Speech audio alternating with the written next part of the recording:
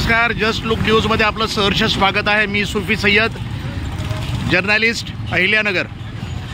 हा जो परिसर आपण पाहत आहोत आत्ता सध्या या ठिकाणी कोटला परिसर आहे आणि हा जो परिसर काल ज्या ठिकाणी आंदोलन झालेलं होतं आणि आंदोलनाच्या दरम्यानमध्ये जी आपण गर्दी पाहिलेली होती, पण आज जर आपण बघितलं तर या ठिकाणचं वातावरण अगदीच व्यवस्थितपणे म्हणजे काही झालं की नाही झालं अशा पद्धतीचं वातावरण आता सध्या आपल्याला पाहावयास भेटतंय।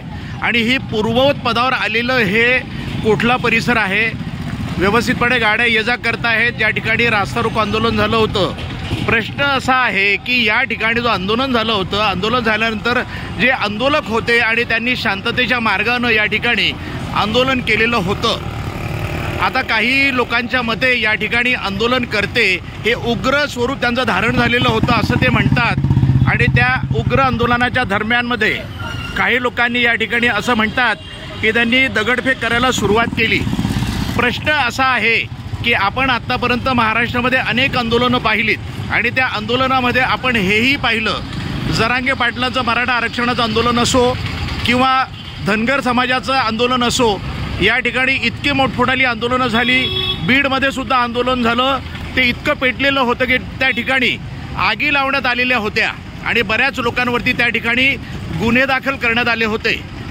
प्रश्न एवढा आहे की परवाची जी रात्रीची जी घटना होती, दुर्गा मातेच्या पूजेनंतर त्या समोर त्या ठिकाणी रांगोळी काढण्यात आलेली होती आणि त्या रांगोळीमध्ये हुजूर पैगंबर सल्लल्लाहु अलैहि वसल्लम यांच्या नावाचं त्या ठिकाणी उल्लेख करण्यात आलेला होता आणि ते जमिनीवरती त्याचं दृश्य त्यांनी लिहिलेलं होतं, आय लव्ह मोहम्मद म्हणून जमिनीवरती। आणि त्या जमिनीवरती रांगोळी काढल्यानंतर तिथे ये जा चालू झालेली होती। या गोष्टीला पकडून, तो धागा पकडून मुसलमानांच्या भावना तीव्र झाल्या आणि त्यांनी आंदोलनाचं शस्त्र उगारलं।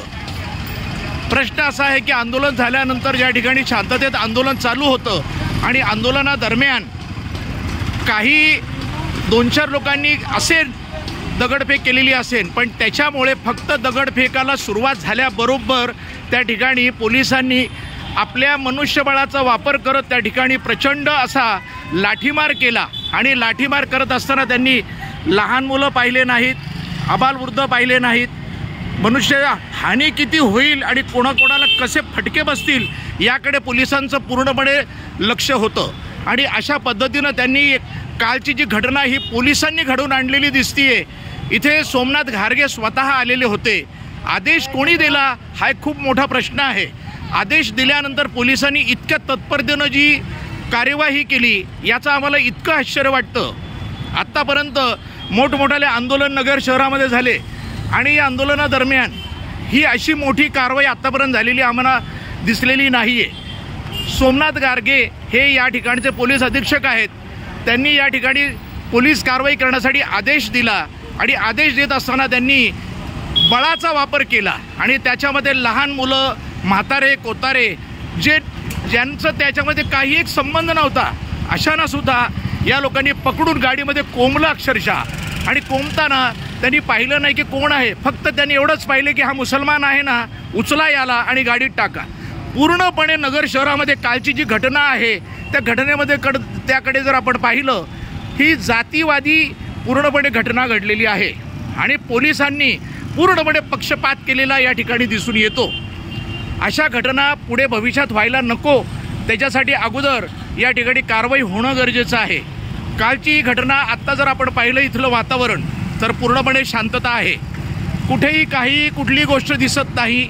सगळ्या मोठ्या गाड्या इथं जा ये करतायत, हॉटेल्स चालू आहेत, कोणाचंही कोणाकडे काही पूर्णपणे दुर्लक्ष होतं आहे। आज काल अशी कुठली घटना घडली की पोलिसांना बळाचा वापर करावा लागला आणि त्यांना लाठीमार करण्याची इतकी काय घाई झाली होती पोलिसांना।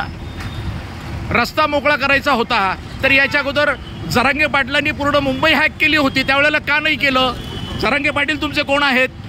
आम्ही जरांगे पाटलाच्या आंदोलनाला आम्ही पाठिंबा दिला, आम्ही पाठिंबा देतो। त्यांनी जे आंदोलन केलं ते अगदी योग्य होतं, परंतु प्रश्न असा येतो की ज्या वेळेला कोणी आंदोलन करतं आणि आंदोलनादरम्यान अशा पद्धतीने जर लाठीमार होतो, हे अमानवी आहे, हे कृत्य योग्य नाही। याचा मी स्वतः धिक्कार करतो, निषेध करतो, कारण हे कृत्य पुढच्या भविष्यामध्ये होता कामा नये। कुठलीही संघटना असेल, कुठलंही असेल, कोणीही असेल, कुठल्याही जाती धर्माचं असेल, आंदोलन जर त्यांचं असेल तर आंदोलनाकडे तुम्ही नीट डोळस वृत्तीनं बघा. जर तुम्हाला कळत नसेल तर लोकांची परवानगी घ्या, लोकांना विचारा की हे काय चाललंय म्हणून, काय घडलंय, काय घटना घडली. उचलायचं लाठी आणि लोकांच्या डोकी फोडायची ही प्रवृत्ती, ही हिटलरशाही, ही मोगलशाही म्हणत नाही. मोगलशाही अशी नव्हती. अशा पद्धतीनं राज्यकारभार हा मोदी शहांच्या कार्यकालामध्ये केला जातो. महाराष्ट्रामध्ये फडणवीस, शिंदे आणि हा तिघांचा जो पवार यांचा जो सरकार चाललंय, हे सरकार व्यवस्थितपणे मला चालताना दिसत नाहीये. यांची एकच भाषा आहे की मुसलमानांना कोंबून काढा, चोपून काढा आणि मुसलमानांचं दमन करा. या पलीकडे इथे दुसरी गोष्ट मला या ठिकाणी दिसून येत नाहीये. अशा पद्धतीनं जर तुमचं हे कार्य चालू राहिलं तर भविष्यात मला नाही वाटत. आज आपण नेपाळ बघतो, रस्त्यावर आलेत, नेपाळची जनता रस्त्यावर उतरली. काही दिवसानंतर जर भारतात ते घडलं तर याच्याबद्दल नवल वाटायला नको. ही अशी घटना व्हायला तुम्हीच कारणीभूत राहणार, हे तुम्ही लक्षात ठेवायला पाहिजे. मी Sufi Syed, just look news, Ahilyanagar.